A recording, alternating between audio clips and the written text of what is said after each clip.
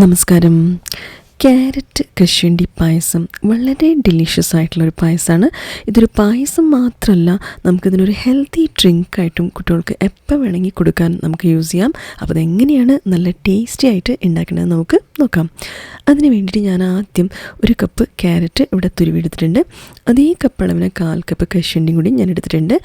ഇവിടെ ഞാൻ പാനിന് മീഡിയമാക്കി ചൂടാക്കി എടുത്തിട്ട് ഇതിലേക്ക് 3 ടീസ്പൂൺ നെയ്യ് ഒഴിച്ചു കൊടുക്കുകയാണ്. നമുക്ക് മുന്തിരിയും അണ്ടിപ്പരിപ്പിനെ ഒന്ന് ലൈറ്റായിട്ട് ചുവന്ന കളർ വരുന്നവരെ ഒന്ന് ഫ്രൈ ചെയ്തെടുക്കാം. ലൈറ്റായിട്ട് ചുവന്ന കളർ വരുമ്പോൾ ഇതിനെ ഒരു ബൗളിലേക്ക് മാറ്റാം. അതേ പാനിൽ തന്നെ തുരുവിയ ക്യാരറ്റിൻ്റെ പച്ച ടേസ്റ്റ് ഒന്ന് മാറുന്നവരെ ഒന്ന് ഫ്രൈ ചെയ്തെടുക്കണം.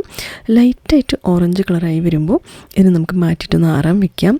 ആറിയതിൻ്റെ ശേഷം ഇതിനെ നമുക്ക് മിക്സി ജാറിലേക്ക് ഇട്ടെടുക്കാം. എന്നിട്ട് 1/4 കപ്പ് കശുവണ്ടി നമ്മൾ മാറ്റി വെച്ചിട്ടുണ്ടായിരുന്നല്ലോ, അത് ഇതിലേക്ക് ഇട്ടിട്ട് ഒന്ന് റഫായിട്ടൊന്ന് അരച്ചെടുക്കണം. ക്വിക്ക് പൾസ് മോഡിൽ അരച്ചെടുത്താൽ മതി. ഇതുപോലെ അരച്ചതിന് ശേഷം നമുക്ക് ഇതിനെ പാലിലേക്ക് ചേർക്കണം. അപ്പോൾ അതേ കപ്പ് അളവിന് ഞാൻ 2 കപ്പ് പാൽ ഒരു പാത്രത്തിലേക്ക് ഒഴിച്ചിട്ട് തിളപ്പിക്കാൻ വെക്കുകയാണ്. തിള വരുമ്പോൾ നമുക്ക് ഫ്ലെയിം ചെറുതാക്കിയിട്ട് ഈ അരച്ച് വെച്ച ക്യാരറ്റും കശുവണ്ടിയും നമുക്കിതിലേക്ക് ഇട്ടുകൊടുക്കാം. എന്നിട്ട് നന്നായിട്ടൊന്ന് ഇളക്കി കൊടുക്കണം. ഈ അരച്ച് വെച്ച ക്യാരറ്റും കശുവണ്ടിയും പാലിൽ നന്നായിട്ട് ബ്ലെൻഡായി വരുമ്പോൾ ഇതിലേക്ക് നമ്മൾ വറുത്ത് വെച്ച മുന്തിരി അണ്ടിപ്പരിപ്പിനെ ചേർക്കാം. 1 ടീസ്പൂൺ ഏലക്കായ പൊടി ചേർക്കാം നല്ലൊരു മണത്തിന്. പിന്നെ 1/4 കപ്പ് പഞ്ചസാര അല്ലെങ്കിൽ മധുരത്തിനനുസരിച്ച് ഇതിലേക്ക് ഇട്ടിട്ട് നന്നായിട്ടൊന്ന് മിക്സ് ചെയ്ത് കൊടുക്കാം.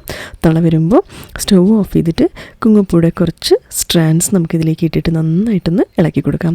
അപ്പോൾ നമ്മുടെ ടേസ്റ്റി ആയിട്ടുള്ള ക്യാരറ്റ് കശുവണ്ടി പായസം ഇവിടെ റെഡി ആയിട്ടുണ്ട്. ഇതിന് നമുക്ക് സെർവിങ് ബൗളിലേക്ക് ഇട്ടിട്ട് ചൂട്ടോടെ കഴിക്കാം, അല്ലെങ്കിൽ നമുക്ക് ഫ്രിഡ്ജിൽ തണുത്തിട്ട് നമുക്ക് കഴിക്കാം.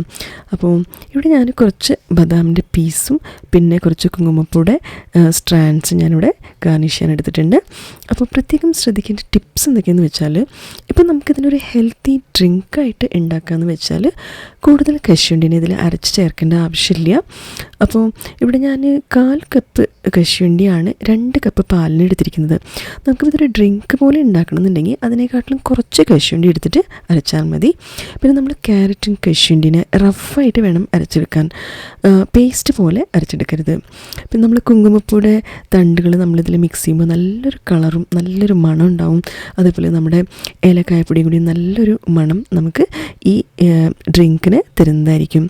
അപ്പോൾ വീഡിയോ കണ്ടതിന് നന്ദി. ഇതുപോലെ നിങ്ങളൊന്ന് ട്രൈ ചെയ്ത് നോക്കിയിട്ട് നിങ്ങളുടെ അഭിപ്രായങ്ങളൊക്കെ ഒന്ന് അറിയിക്കുക. റെസിപ്പി ഇഷ്ടപ്പെട്ടെങ്കിൽ ലൈക്ക് ചെയ്യുക, ഷെയർ ചെയ്യുക, സബ്സ്ക്രൈബ് ചെയ്യുക. അടുത്ത വീഡിയോയിൽ ഒരു പുതിയ റെസിപ്പിയായിട്ട് ഞാൻ വരുന്നതായിരിക്കും. എല്ലാവർക്കും നന്ദി, നമസ്കാരം, താങ്ക് യു.